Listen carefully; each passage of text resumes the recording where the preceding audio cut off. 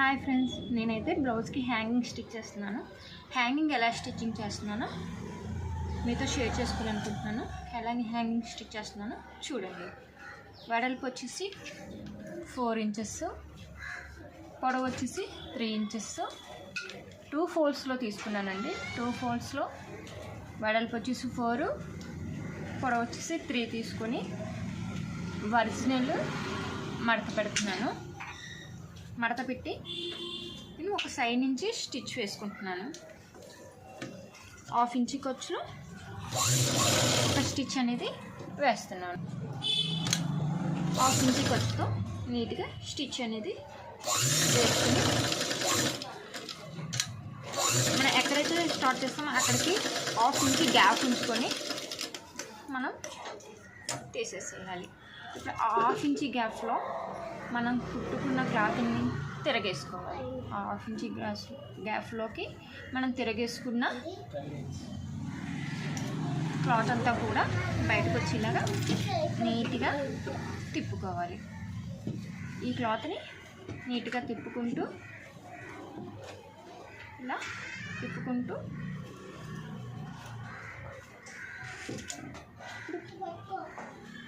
అన్నీ కూడా నీట్గా వచ్చేలాగా చేసుకోవాలి.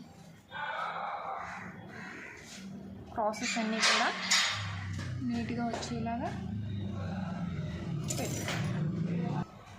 ఈ ప్రాసెస్లన్నీ కూడా నీట్గా తిప్పుకొని ఇలా సైడ్కి పెట్టుకోవాలి. ఇప్పుడు 2 ఇంచు వెడల్పులో ఒక పీస్ తీసుకొని థ్రెడ్కి మనం సమోసా లాగా తిరిగేస్తాం కదండి హ్యాంగింగ్, అదే విధంగా హ్యాంగింగ్ అనేది తిరిగేయాలి.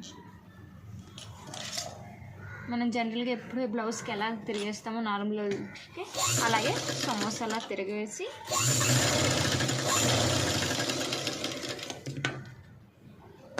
నీట్గా ఖర్చుని కట్ చేసి సమోసాలాగా తిరిగేసుకోవాలి.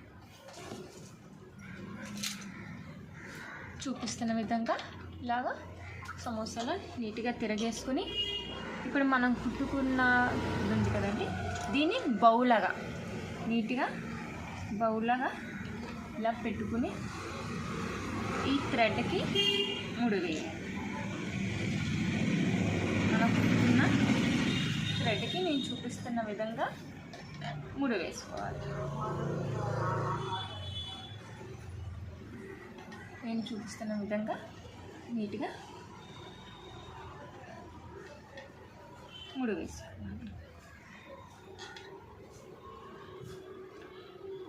చూడండి, బవ్ అనేది హ్యాంగింగ్ అనేది ఎంత నీట్గా వచ్చిందో. బవ్ అనేది కూడా చాలా నీట్గా కనిపిస్తుంది.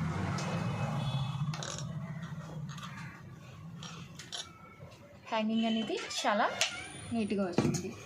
ఈ హ్యాంగింగ్స్ కనుక మీకు నచ్చినట్టయితే వీడియోని లైక్ చేయండి, షేర్ చేయండి, సబ్స్క్రైబ్ చేయండి.